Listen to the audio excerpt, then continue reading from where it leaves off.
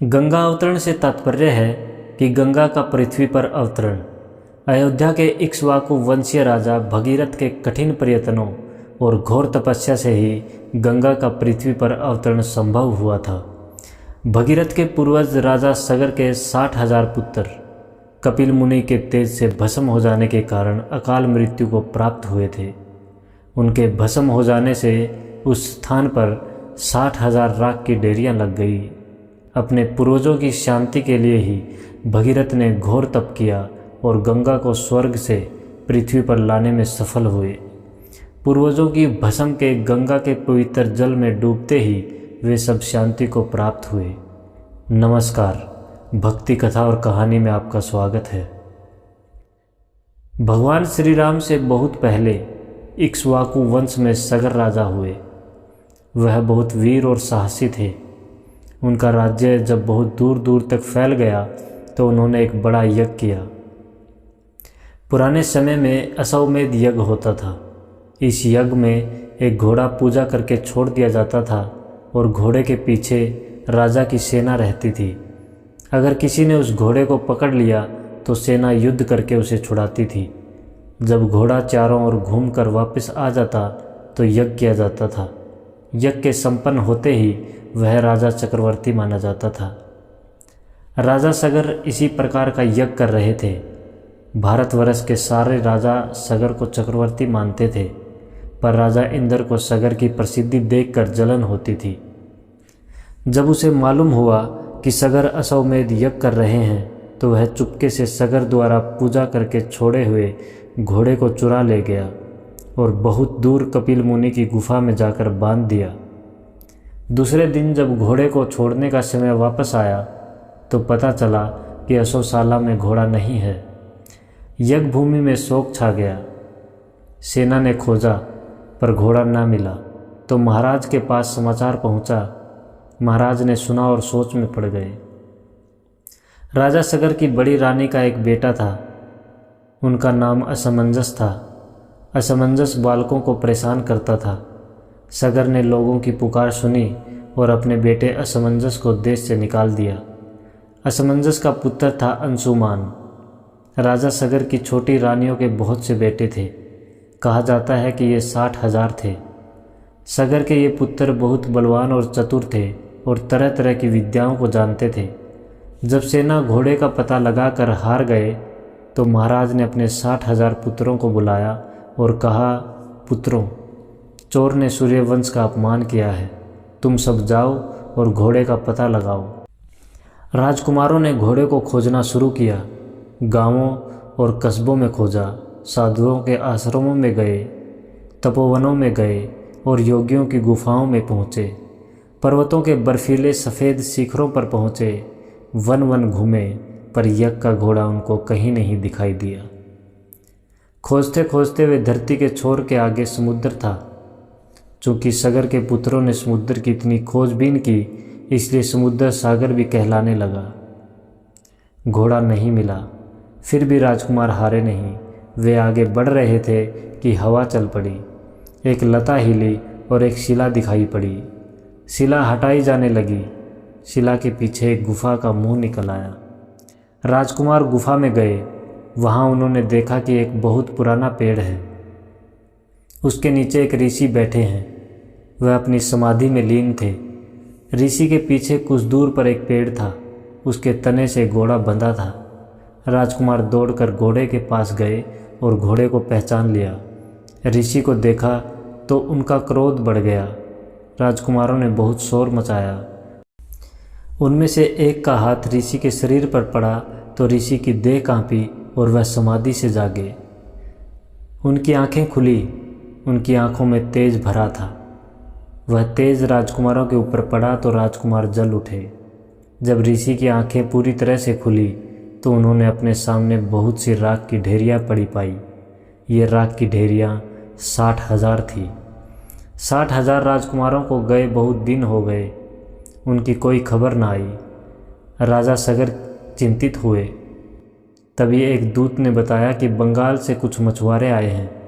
उन्होंने बताया कि उन्होंने राजकुमारों को एक गुफा में घुसते देखा और वे अभी तक उस गुफा से निकल कर नहीं आए। सगर सोच में पड़ गए। राजकुमार किसी बड़ी मुसीबत में फंस गए हैं। राजा ने ऊंच नीच सोची और अपने पोते अंशुमान को बुलाया। अंशुमान के आने पर सगर ने कहा, बेटा, तुम्हारे 60,000 चाचा बंगाल में सागर के किनारे एक गुफा में घुसते हुए देखे गए हैं, पर उसमें से निकलते हुए उनको अभी तक किसी ने नहीं देखा है।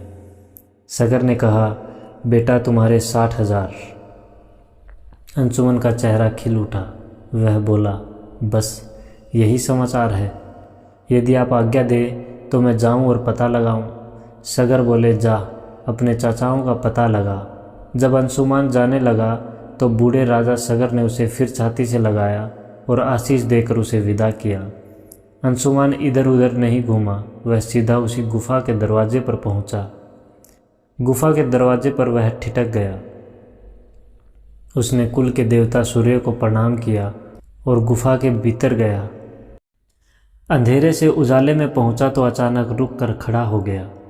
उसने देखा दूर दूर तक राख की ढेरियां फैली हुई है। वह थोड़ा ही आगे गया कि एक गंभीर आवाज़ सुनाई दी, आओ बेटा अंशुमान, यह घोड़ा बहुत दिनों से तुम्हारी राह देख रहा है। अंशुमान चौंका। उसने देखा एक दुबले पतले ऋषि हैं जो घोड़े के निकट खड़े हैं। अंशुमान रुका। उसने धरती पर सिर टेक कर ऋषि को नमस्कार किया।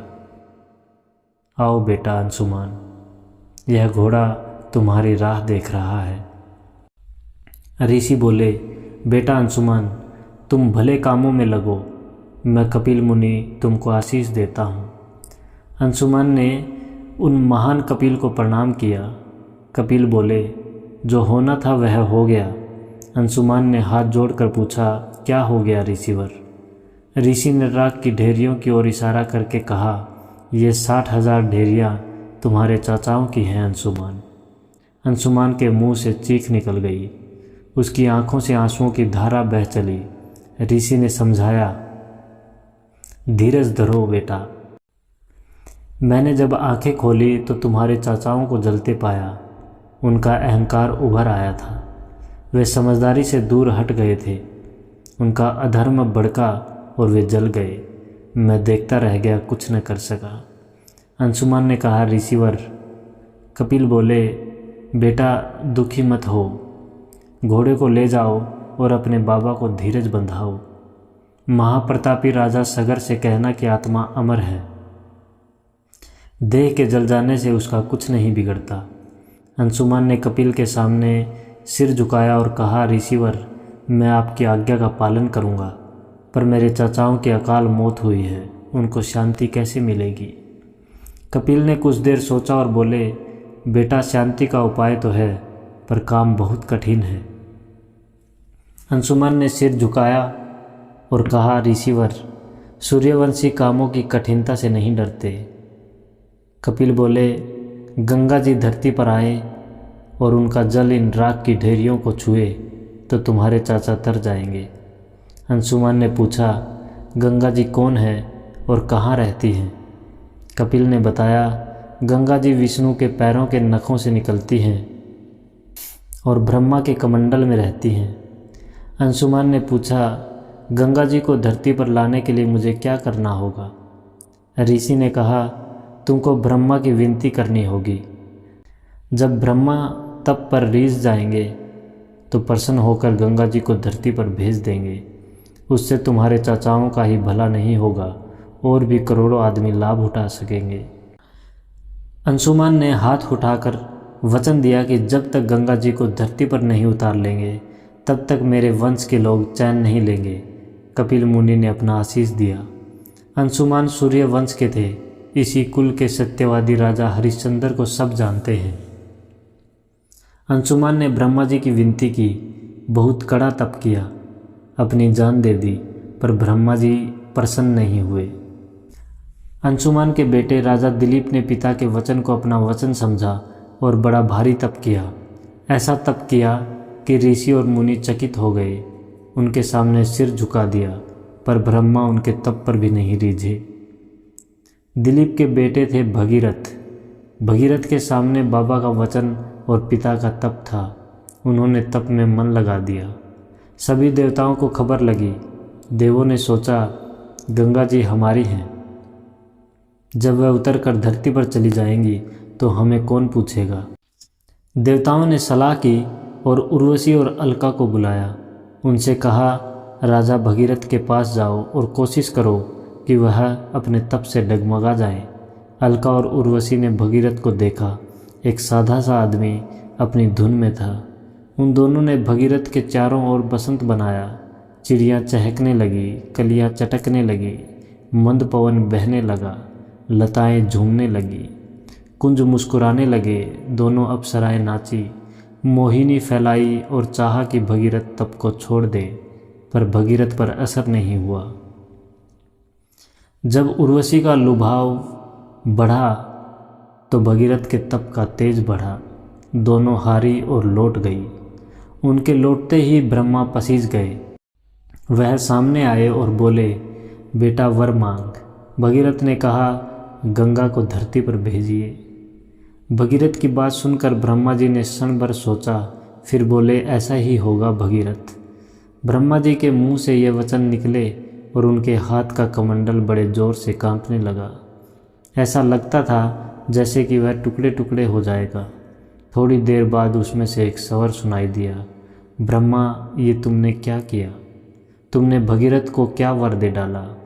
ब्रह्मा बोले मैंने ठीक ही किया है गंगा।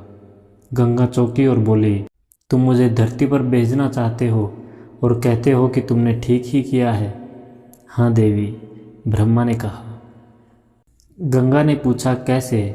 ब्रह्मा ने बताया देवी आप संसार का दुख दूर करने के लिए पैदा हुई हैं। आप अभी मेरे कमंडल में बैठी हैं, अपना काम नहीं कर रही हैं। गंगा ने कहा ब्रह्मा धरती पर पापी पाखंडी पतित रहते हैं, तुम मुझे उन सब के बीच भेजना चाहते हो। ब्रह्मा बोले देवी आप बुरे को भला बनाने के लिए, पापी को उबारने के लिए, पाखंड मिटाने के लिए, पतित को तारने के लिए, कमज़ोरों को सहारा देने के लिए और नीचों को उठाने के लिए ही बनी है। गंगा ने कहा ब्रह्मा बोले देवी बुरों की भलाई करने के लिए तुमको बुरों के बीच रहना होगा, पापियों को उबारने के लिए पापियों के बीच रहना होगा, पाखंड को मिटाने के लिए पाखंड के बीच रहना होगा, पतितों को तारने के लिए पतितों के बीच रहना होगा, कमज़ोरों को सहारा देने के लिए कमज़ोरों के बीच रहना होगा और नीचों को उठाने के लिए नीचों के बीच निवास करना होगा। तुम अपने धर्म को पहचानो, अपने कर्म को जानो। गंगा थोड़ी देर चुप रही, फिर बोली ब्रह्मा तुमने मेरी आंखें खोल दी हैं, मैं धरती पर जाने को तैयार हूँ, पर धरती पर मुझे संभालेगा कौन? ब्रह्मा ने भगीरथ की ओर देखा। भगीरथ ने उनसे पूछा आप ही बताइए। ब्रह्मा बोले तुम भगवान शिव को प्रसन्न करो, यदि वह तैयार हो गए तो गंगा को संभाल लेंगे और गंगा धरती पर उतर आएंगी। ब्रह्मा उपाय बताकर चले गए। भगीरथ अब शिव को रिझाने के लिए तप करने लगे। भगवान शिव शंकर हैं, महादेव हैं, वह दानी हैं, सदा देते रहते हैं और सोचते रहते हैं कि लोग और मांगे तो और दे। भगीरथ ने बड़े भक्ति भाव से विनती की। हिमालय के कैलाश पर निवास करने वाले शंकर रीझ गए। भगीरथ के सामने आए और अपना डमरू खड़खड़ा कर बोले मांग बेटा क्या मांगता है? भगीरथ बोले भगवान शंकर की जय हो। गंगा मैया धरती पर उतरना चाहती हैं। भगवान कहती हैं शिव ने भगीरथ को आगे नहीं बोलने दिया। वह बोले भगीरथ तुमने बहुत बड़ा काम किया है, मैं सब बातें जानता हूँ। तुम गंगा से विनती करो कि वह धरती पर उतरे, मैं उनको अपने मस्तक पर धारण करूँगा। भगीरथ ने आंखें ऊपर उठाई, हाथ जोड़े और गंगा जी से कहने लगे माँ धरती पर आइए, माँ धरती पर आइए, भगवान शिव आपको संभाल लेंगे। भगीरथ गंगा जी की विनती में लगे और उधर भगवान शिव गंगा को संभालने की तैयारी करने लगे। गंगा ने ऊपर से देखा कि धरती पर शिव खड़े हैं। देखने में वह छोटे से लगते हैं। वह मुस्कुराई, यह शिव मुझे संभालेंगे, मेरे वेग को संभालेंगे, मेरे तेज को संभालेंगे। इनका इतना साहस। मैं इनको बता दूंगी कि गंगा को संभालना सरल काम नहीं है। भगीरथ ने विनती की। शिव होशियार हुए और गंगा आकाश से टूट पड़ी। गंगा उतरी तो आकाश सफ़ेदी से भर गया, पानी की फुहारों से भर गया, रंग बिरंगे बादलों से भर गया। गंगा उतरी तो आकाश में शोर हुआ। गंगा उतरी तो ऐसी उतरी कि जैसे आकाश से तारा गिरा हो, अंगारा गिरा हो। उनकी कड़क से आसमान कांपने लगा, दिशाएं थरथराने लगी, पहाड़ हिलने लगे और धरती डगमगाने लगी। गंगा उतरी तो देवता डर गए और दांतों तले उंगली दबा ली। गंगा उतरी तो भगीरथ की आंखें बंद हो गई। वह शांत रहे, भगवान का नाम जपते रहे। थोड़ी देर में धरती का हिलना बंद हो गया, कड़क शांत हो गई और आकाश की सफ़ेदी गायब हो गई। भगीरथ ने भोले भगवान की जटाओं में गंगा जी के लहराने का सुर सुना। भगीरथ को ज्ञान हुआ कि गंगा जी शिव की जटा में फंस गई हैं। वह उमड़ती हैं, उसमें से निकलने की राह खोजती हैं, पर राह मिलती नहीं है। गंगा जी घुमड़ घुमड़ कर रह जाती हैं, बाहर नहीं निकल पाती। भगीरथ समझ गए, वह जान गए कि गंगा जी भोले बाबा की जटा में कैद हो गई हैं। भगीरथ ने भोले बाबा को देखा, वह शांत खड़े थे। भगीरथ ने उनके आगे घुटने टेके और हाथ जोड़कर बैठ गए और बोले, हे कैलाश के वासी, आपकी जय हो, आपकी जय हो। आप मेरी विनती मानिए और गंगा जी को छोड़ दीजिए। भगीरथ ने बहुत विनती की तो शिव शंकर रीझ गए। उनकी आंखें चमक उठी। हाथ से जटा को झटका दिया तो पानी की एक बूंद धरती पर गिर पड़ी। बूंद धरती पर शिलाओं के बीच गिरी, फूली और धारा बन गई। वह उमड़ी और बह निकली। उसमें से कल कल का शोर निकलने लगा। उसकी लहरें उमंग उमंग कर किनारों को छूने लगी। गंगा धरती पर आ गई। भगीरथ ने जोर से कहा, गंगा माई की जय। गंगा माई ने कहा, भगीरथ रथ पर बैठो और मेरे आगे आगे चलो। भगीरथ रथ पर बैठे, आगे आगे उनका रथ चला, पीछे पीछे गंगा जी बहती हुई चली। वे हिमालय की शिलाओं में होकर आगे बढ़े, घने वनों को पार किया और मैदान में उतर आए। ऋषिकेश पहुँचे और हरिद्वार आए। आगे गढ़मुक्तेश्वर पहुँचे। आगे चलकर गंगा जी ने पूछा, क्यों भगीरथ, क्या मुझे तुम्हारी राजधानी के दरवाजे पर भी चलना होगा? भगीरथ ने हाथ जोड़कर कहा, नहीं माता, हम आपको जगत की भलाई के लिए धरती पर लाए हैं, अपनी राजधानी की शोभा बढ़ाने के लिए नहीं। गंगा बहुत खुश हुई, बोली, भगीरथ मैं तुमसे बहुत प्रसन्न हूँ। आज से मैं अपना नाम भी भगीरथ ही रख लेती हूँ। भगीरथ ने गंगा माई की जय बोली और वह आगे बढ़े। सोरो, इलाहाबाद, बनारस, पटना होते हुए कपिल मुनि के आश्रम में पहुँचे। 60,000 राख की ढेरियाँ उनके पवित्र जल में डूब गई। वह आगे बढ़ी तो उनको सागर दिखाई दिया। सागर को देखते ही खिलखिलाकर हंस पड़ी और बोली, बेटा भगीरथ, अब तुम लौट जाओ, मैं यहीं सागर में विश्राम करूंगी। तब से गंगा आकाश से हिमालय पर उतरती हैं। 1700 मील धरती सींचती हुई सागर में विश्राम करने चली जाती हैं। वह कभी थकती नहीं, अटकती नहीं। वह तारती हैं, उबारती हैं और भलाई करती हैं। यही उनका काम है। वह इसमें सदा लगी रहती हैं। जय हिंद।